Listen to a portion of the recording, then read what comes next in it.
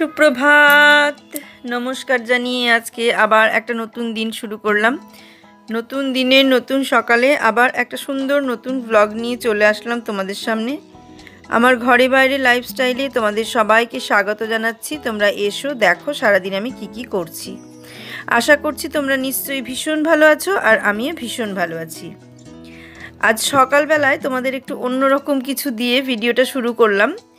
দেখো আজকের ব্লগটা সকালে, এটা হচ্ছে আমার বোনের বাড়ির ঠাকুর।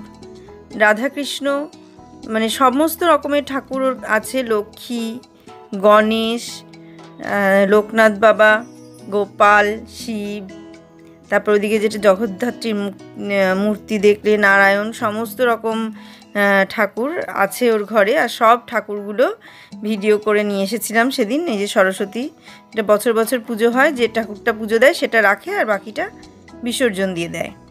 তাই এগুলো সেদিন আমি গিয়েছিলাম বিশ্বকর্মা পুজোর দিন, সেই দিনই আমি ভিডিও করে নিয়ে এসেছিলাম যে তোমাদের দেখাবো বলে, কিন্তু দেখানোটা হয়নি, আর যে ভিডিওতে দেয়া হয়নি, ওটা ক্লিপিংটা ভুলে গিয়েছিলাম, মানে খেয়াল ছিল না আর কি ওই জায়গাটায়। তাই দেখো যে গণেশকে ধুতি পরিয়েছে গণেশ পুজোর দিন। এগুলো সমস্ত ঠাকুরকেই পোশাক ছাড়ায় পরায়, যেগুলো যা করে সবাই। আর ওর হচ্ছে সাদা শিব, আর এখানে গোপাল, এই যে খুব ছোট্ট একটা সুন্দর গোপাল, কি মিষ্টি মুখটা। আর এই যে এটা হচ্ছে জগন্নাথ, বলরাম, সুভদ্রা, সব কিছুই আছে মিশিয়ে। রাধাকৃষ্ণ, এই যে রাধাকৃষ্ণটা খুব সুন্দর লাগে দেখতে, মানে অদ্ভুত সুন্দর লাগে সাজানো, এত সুন্দর করে সাজায় সেই জন্য আরও বেশি ভালো লাগে। দেখো কি দারুণ করে সাজিয়ে রেখেছে, আবার ওড়না দিয়ে রেখেছে রাধাকৃষ্ণের মাথার ওপর দিয়ে, খুব সুন্দর। কৃষ্ণকে ধুতি পরিয়েছে, রাধাকে ঘাগরা পরিয়েছে, আর পেছনে আবার ওই ঝাউ পাতাগুলো কিনে নিয়ে এসেছে, সেগুলো লাগিয়ে দিয়েছে। তাই দেখে এসেছিলাম, ভিডিও করে নিয়ে এসেছিলাম, আজকে সেই ভিডিওটা এই ভিডিওর সঙ্গে দিয়ে দিলাম। এটা তোমরা দেখছো যে ব্লগটা, এটা হচ্ছে বিশ্বকর্মা পুজোর পরের দিন। বিশ্বকর্মা পুজো গেল বুধবারে, এটা বৃহস্পতিবারের ব্লগ, না বুধবারেই, হ্যাঁ মঙ্গলবারে গেল বিশ্বকর্মা পুজো, আর এটা বুধবারের ব্লগ দেখছো তোমরা। আর আজকে তো বৃহস্পতিবার, এটা দেখছো বুধবারের ব্লগ। বুধবারের ব্লগটা তোমরা বৃহস্পতিবারে পাবে, আর আমি ভয়েস দিচ্ছি বৃহস্পতিবারেই। তা আমরা যেমন প্রতিদিনকার মতন এখন আবার কাজ, অনেক দিন ধরে মানে বেশ কিছুদিন মাঝখানে তোমাদের প্রতিদিনের কাজ শেয়ার করা হয়নি। কোনো সময় হয়তো একটু গ্যাসটা পরিষ্কার করেছি, কোনো সময় ঠাকুরঘরটা একটু করেছি, এইরকম টুকটাক একটু আধটু করে ভিডিও করেছি। পুরোপুরি যে কাজ করে ভিডিও করা সেটা করা হয়নি। আজকে অনেক দিন পরে আবার তোমাদের সঙ্গে এই ভিডিওটা করলাম। এখন কিছুদিন আবার এরকম চলবে, শুধু ঘরের কাজও চলবে না, এর সঙ্গে ঘরের কাজের সঙ্গে বাইরের কাজও চলবে। আর আজকে খুব দুঃখের বিষয়, সমস্ত কাজগুলো সারলাম, সেরে ভাবলাম যে আমি পুজোর জন্য একটা চুড়িদার কিনবো। বেশি কিছু আপাতত কিনবো না, আপাতত একটা চুড়িদার কিনবো যেটা পরে আমি ঠাকুর দেখে বেড়াতে পারবো। সেই একটা চুড়িদার আমি ভেবেছিলাম যে একটা চুড়িদার আর একটা কুর্তি কিনে নিয়ে আসবো, এইটা আমার খুব ইচ্ছে ছিল মনে মনে। কিন্তু দুঃখের বিষয়, আমি গেলাম, গিয়ে ঘুরে নিরাশ হয়ে বাড়ি ফিরলাম। এত মানে কাজ করলাম, করে ভাবলাম স্নান টান করে খাওয়া দাওয়া করে ভাবলাম একটু রেস্ট নিয়ে বিকেলে 5টা সাড়ে 5টার দিকে বেরিয়েছিলাম। তা ভাবলাম যে একটা কিছু কিনে নিয়ে আসবো, নিয়ে এসে তোমাদের সঙ্গে শেয়ার করব। আমারও মনটা ভালো লাগবে যে পুজো বলে কিছু একটা কিনছি, আবার তোমাদেরও ভালো লাগবে যে না দিদি কিছু কিনেছে, দেখাচ্ছে আমাদের। তা সেটা আমার হলো না। জানি না তোমরা পুজোর বাজার শুরু করেছো কি না, কারোর পুজোর বাজার সেভাবে দেখতে পাচ্ছি না, সেই কারণে ভাবছি যে তোমরা কেউ পুজোর বাজার করেছো কি না সেটা বুঝতে পারছি না। অনেকে হয়তো পরিস্থিতির জন্যে করবে না, কিন্তু আমি একটা কিনবো, না কিনলেও হবে না, যে পরিস্থিতি হোক পুজোতে একটা পরবো। আর অঞ্জলি দেবো কিনা ঠিক বলতে পারছি না, কারণ আমাদের শ্বশুরবাড়িতে সন্ধি পুজো হয়, অষ্টমী পুজোর অঞ্জলি দেয় না, সন্ধি পুজোর দেয়। আর অষ্টমী পুজোর অঞ্জলি দেয় না বা দেয় বলে ব্যাপার না, ওটা দেওয়াই যায়, দেবো মনে করলে পুজোর 4টে দিনের অঞ্জলি দেওয়াই যায়, ওটা আলাদা কিছু না। কিন্তু অষ্টমী পুজোটা দিতে যায় না, সন্ধি পুজোটাই দেওয়া হয়। তা শ্বশুরবাড়িতে গিয়ে দেখতাম কেউই সন্ধি পুজোর অঞ্জলি দিতে যেত না, আমি বিয়ের পরে গিয়ে সন্ধি পুজোর অঞ্জলি দেওয়া শুরু হলো। আর অষ্টমী পুজোটা আমাদের বাড়িতে, বাপের বাড়িতে ছিলও না, আমি দেখিও নি মাকে কখনো অষ্টমী পুজো দিতে যেতে, আবার শ্বশুরবাড়িতে গিয়েও কখনো দেখিনি অষ্টমী পুজো দিতে যেতে। সেই কারণে অষ্টমী পুজোর অঞ্জলিটা আর দিতে যাওয়া হয়ে ওঠেনি, কখনো হয়নি, মানে ইচ্ছাকৃতভাবে না, হয়নি আর কি, না থাকলে যেটা হয় আর কি। বাড়ির কেউ যায়নি, আমিও সেইভাবে যাইনি এরকম। আবার যদি বাবার বাড়িতে দেওয়া অভ্যাস থাকতো বা মাকে দেখা অভ্যাস থাকতো, তাহলে হয়তো এ বাড়ির কেউ না গেলেও হয়তো চলে যেতাম দিতে, কারণ এই পুজোর অঞ্জলি দেওয়াটা এমন কিছু ব্যাপার না। এবার শ্বশুরবাড়ির দেশে গিয়ে কেউ যদি সঙ্গে না যায়, একা একা কেমন একটা লাগে। প্রথম প্রথম 2-1বার যদি কেউ যায়, সঙ্গে যাওয়া যায়, তারপর আবার ঠিক হয়ে যায়। কিন্তু প্রথম থেকেই কাউকে আমি যেতে দেখিনি। এদের সন্ধি পুজো আছে, তাও ওরা কোনো দিন অঞ্জলি দিত না। তা আমি বিয়ের পরে গিয়ে সন্ধি পুজোর অঞ্জলি দেওয়াটা শুরু হলো। সন্ধি পুজোটা আবার কোনোবার মাঝরাতেও পড়ে, ভোর রাতেও পড়ে। এবার অষ্টমী যে কখন পড়েছে সেটা আমি জানি না, জানতে হবে। তা সেই কারণে অঞ্জলি দেবো কিনা সঠিক বলতে পারছি না, কিন্তু একটা নতুন কিনবো, বছরে একটা নতুন কিনতে হয়, সেই জন্য কিনবো একটা চুড়িদার। আর যে যা কিনছো আমাকে একটুখানি দেখিও, আমি দেখবো। সবারটা দেখতে খুব ভালো লাগে, সবার পুজোর বাজার দেখতে ভীষণ ভালো লাগে। যে যা কিনবে একটুখানি দেখিও। এখন তো আর সেই বাড়ি গিয়ে দেখা নেই যে বাড়ি গিয়ে পুজোর বাজার দেখে আসবো, বা আমার যেটা হবে সেটা পাড়ায় কারোর বাড়িতে গিয়ে দেখাবো, এই ব্যাপারটাই এখন নেই। এখন যখন দেখানোর মতো অনেক কিছু আছে, অনেক কিছু কেনাকাটা করতে পারি, সেই সামর্থ্যটা আছে, এখন দেখানোর মানুষ নেই। কিন্তু দেখানোর মানুষ শুধু একমাত্র এই ইউটিউবে এসেছি বলে এখন তোমরা হয়েছো, কিন্তু ইউটিউবে না আসলে আর কেউ ছিল না দেখানোর মতো। কিন্তু যখন দেখানোর জন্য প্রচুর লোক ছিল, তখন সেই পরিমাণ জামা কাপড় ছিল না বা হতো না যে দেখাবো। কিন্তু তবুও সেই ওই যা হতো হালকা পাতলা কম দামি একটা দুটো, তাতেই যেন আনন্দটা অনেক মানে বেশি হতো, মানে বেশ খুবই আনন্দ হতো। ওই একটা দুটো কম দামের হোক আর যেমনই হোক, কিনতাম, ওটাই পরতাম, মানে তার একটা অন্যরকম ভালো লাগতো আর কি, ভালো লাগা ছিল। কিন্তু এখন দামি দামি হয়েও যেন সেই ভালো লাগাটা আসে না, কেন জানি না, বয়সের জন্যে নাকি এখানে কোনো পরিচিত মানুষজন সেরকম নেই, বা ঠাকুর বলতে মানে পুজো দেখতে যাচ্ছি, সেটা হচ্ছে প্যান্ডেল, লাইটিং, থিম, এই সমস্ত দেখছি। ঠাকুরের ভেতরে যে প্রাণ আছে সেইভাবে দেখতে যেতে পারি না, আর আমরা মানে সেই জিনিসটা মনে আসে না। কিন্তু আমরা যখন ছোটোবেলায় ঠাকুর দেখতাম আমাদের ওখানে রাজবাড়িতে, আমরা তো রাজবাড়ির ঠাকুর দেখেই অভ্যস্ত ছোটোর থেকে। 2 রাজবাড়িতে, বড় রাজবাড়ি, ছোটো রাজবাড়ি, 2 রাজবাড়িতেই ঠাকুর হতো। তবে বড় রাজবাড়ির ঠাকুরটা খুব কম দেখা হতো, কারণ নির্দিষ্ট সময় পর্যন্ত খোলা থাকতো। আর ছোটো রাজবাড়িটা সারাদিনই খোলা থাকতো, মোটামুটি দুপুর টাইমটা একটু বন্ধ হতো, তাছাড়া সারাদিনই মোটামুটি খোলা থাকতো। আর বড় রাজবাড়িটা খোলা থাকতো না, পুজোর টাইমটুকু খোলা থাকতো, পুজো হয়ে যেত, বন্ধ হয়ে যেত। সেই কারণে বড় রাজবাড়ির ঠাকুরটা একটু কম দেখা হতো, ছোটো রাজবাড়ির ঠাকুরটা দেখা হতো অনেক বেশি। তা ছোটো রাজবাড়ির ঠাকুর যখন দেখতে যেতাম, তখন মানে একটা আলাদাই আনন্দ ছিল। ওই মানে আলাদা মনে হতো যেন ঠাকুরের ভেতরে একটা, প্রতিমার ভেতরে একটা প্রাণ আছে। সেই জিনিসটা হয় না, হয়তো কোনো মন্দিরে গেলে এখনও সেটা হবে। আমরা তো কোনো মন্দিরে যাই না, বাইরে বাইরে যে প্যান্ডেলগুলো হয় সেখানে যাই, শুধু দূর থেকে ওই প্যান্ডেল আর লাইটিং, এটাই সুন্দর, এটাই। ঠাকুরও সুন্দর হয় বলবো না, প্রতিমাও খুব সুন্দর হয়, কিন্তু তার ভেতরে যে আলাদা একটা প্রাণ আছে সেইটা যেন খুঁজে পায় না, সেটা যেন কোথায় ফিকে লাগে। আর আমরা রাজবাড়িতে যখন দেখেছি, কিংবা যখন ছোটোবেলায় যে গ্রামের দিকে যে সমস্ত ঠাকুর হয়েছে, বা ছোটোবেলায় যে সমস্ত ক্লাবে ঠাকুরগুলো দেখেছি, সেই ঠাকুরগুলোতে যেরকম একটা সত্যি একটা প্রাণ খুঁজে পেতাম, মনে হতো যে না, এই প্রতিমার ভেতরে একটা প্রাণ আছে। সেই জিনিসটা এখনকার যে সমস্ত পুজোগুলো, থিমের পুজোগুলো হয়, তার মধ্যে সেই জিনিসটা খুঁজে পায় না, কেমন একটা ফিকে ফিকে ভাব লাগে। কিন্তু প্যান্ডেল, প্রতিমা সুন্দর, এটা বলতেই হবে, কিছু করার থাকে না। লাইট, সব কিছু খুব সুন্দর, সব মিলিয়ে খুব সুন্দর লাগলো দেখতে, চোখের সৌন্দর্য দেখে চলে আসলাম, হয়ে গেল। তাই এই ব্যাপারটা। আর আমরা ছোটো থেকে তো ওই রকম জায়গায় ঠাকুর দেখে অভ্যস্ত। তারপর শ্বশুরবাড়িতে গিয়েও ওরকমভাবেই গ্রামের ছোটো ছোটো প্যান্ডেল হয়েছে, খুব ছোটো ছোটো।